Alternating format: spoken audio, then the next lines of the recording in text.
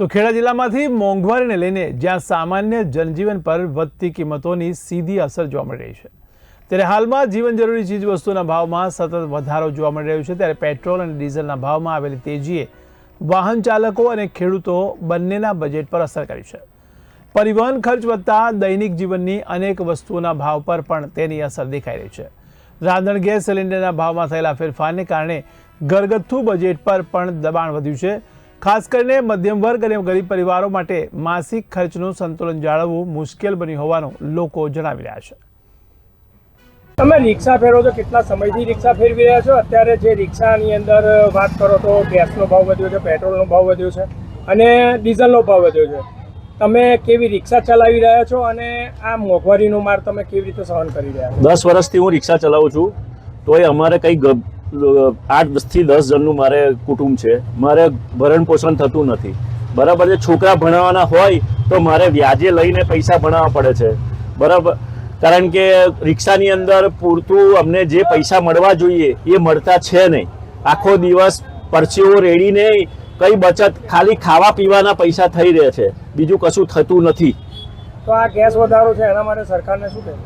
અમે સરકારને એટલી જ વિનંતી કરીએ છીએ કે ભાવમાં થોડું ઘણું ઓછા કરે તો કંઈક અમને લોકો 5 પૈસા ઘેર લઈ જઈએ। કારણ કે પેસેન્જર જોડે અમે વધારે પૈસા માગીએ તો પેસેન્જર અમને વધારે પૈસા આપવા તૈયાર થતા નથી અને કકરાટ થાય છે। એટલા માટે અમે એ જ કહીએ છીએ સરકારને, બીજી અમારે કોઈ વિનંતી નથી કે ગેસની અંદર ભાવમાં ઘટાડો કરે। દૂધના ભાવમાં વધારો અને ગેસના ભાવમાં વધારો, ગૃહિણી તરીકે તમને શું તકલીફો? દૂધનો ભાવ વધારો, ગેસનો ભાવ વધારો। હવે અમે ગેસ કઈથી લાવીએ? હવે અત્યારે કેટલો મોંઘો ગેસ થઈ ગયો।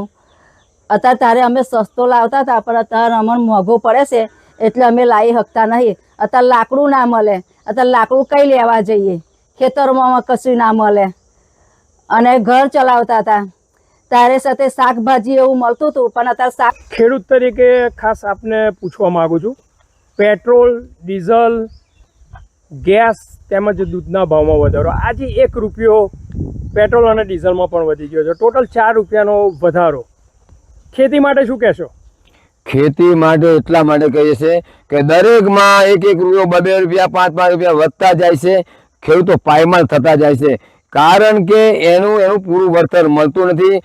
આજે ખેતી કરે, વરસાદ વાવાઝોડું આવે, સમસ્યાઓનો સામનો કરે, ખાતર ના મળે તો ખાતર ના વગર એને ચલાવી લેતો હોય છે અને પૈસા ના મળે, કોઈ સહાય ના મળે છતાં ખેડૂત ઝાડ વેચીને પણ એનો પોતાનું એક ખેતી કરતો હોય છે અને એ ખેતીનું જો વળતર પૂરું નહીં મળતું, ટેકાના ભાવ નહીં મળતા, જ્યારે વેચવા જાય છે ત્યારે પણ એ ખેડૂત લાચાર બનીને એને માલ પેટ્રોલ ડીઝલમાં જે ભાવનો તોતિંગ વધારો થયો છે, ખેડૂત તરીકે શું સમસ્યા, શું કહેશો?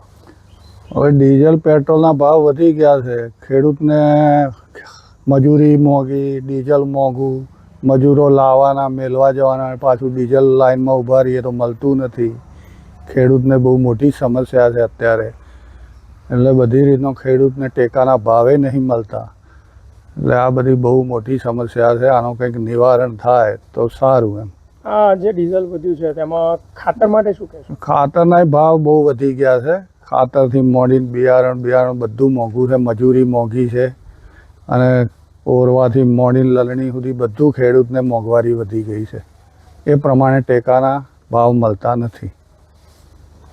સરકારને, સરકારશ્રીને એટલી વિનંતી કે કંઈક ખેડૂતનું વિચારે, કંઈક ભાવમાં કંઈક અમારો વધારો કરે તો અમને કંઈક પોસાઈ રહે એમ। એમને લાખો રૂપિયાનું બંધાયું છે કે અહીંથી ઠંડુ પાણી, એ બધા અત્યારે સ્ટોપ છે, બંધ છે, તો લોકો ક્યાં જશે? મજૂરો ક્યાં જશે? આ મોંઘવારીએ ખરેખર બહુ મજા મૂકી છે। હવે આના માટે પબ્લિક અને આગળ જે બધા જે વડીલો છે, જે મોટા સરકારી ઓફિસરો છે, આના માટે જો વિચાર કરે તો બહુ સારું છે, કારણ કે મોંઘવારીમાં બહેનો ખરેખર તોબા પોકારી ગઈ છે। એક લારી ચલાવતા ફેરિયા તરીકે શું કહેશો? સાહેબ, તકલીફ તો પડે છે અમને, કેટલા વર્ષથી ધંધો કરીએ છીએ પણ આ દૂધનો ભાવ, એનો પેટ્રોલનો અને એનો બધો ભાવ વધે છે, એના કારણે તકલીફ તો પડે છે। પબ્લિક નહીં આવતું, આ તે પ્લસના ઊભા થાય છે. પાછળ ચોમાસાની સિઝનમાં કમાવાનું હોય અમારે, તો સિઝનમાં હવે ભાવ વધારો ને એવું બધું થાય તો સાહેબ અમે કરીએ શું? આમ સામાન્ય કેટલા કુટુંબનો તમારે? અમે ઓછામાં ઓછા 6 જણ તો ખરા છે. આ ગેસમાં અને દૂધમાં વધારો છે અને પેટ્રોલ અને ડીઝલમાં, તો તમારે ધંધા ઉપર શું અસર? અસરો તો પડે ને સાહેબ. કેટલાય ટાઈમથી ધંધા ચાલે છે, હવે આજના પબ્લિક બંધ થઈ જાય, પ્રશ્ન કે પેટ્રોલ ડીઝલ ના મળે ત્યાંથી પબ્લિક નીકળે નહીં, ત્યાં લગીને પબ્લિક આવે નહીં, ત્યાં લગીને ધંધો અમારો થાય નહીં. અત્યારે હાલ સર્વસોડાનો શું ભાવ છે? અત્યારે તો લીંબુ બી 180 રૂપિયા 70 રૂપિયા ભાવ છે. પ્લસ પોઈન્ટ કે બીજું કે પબ્લિક જોડે પૈસા બી નહીં હોતા.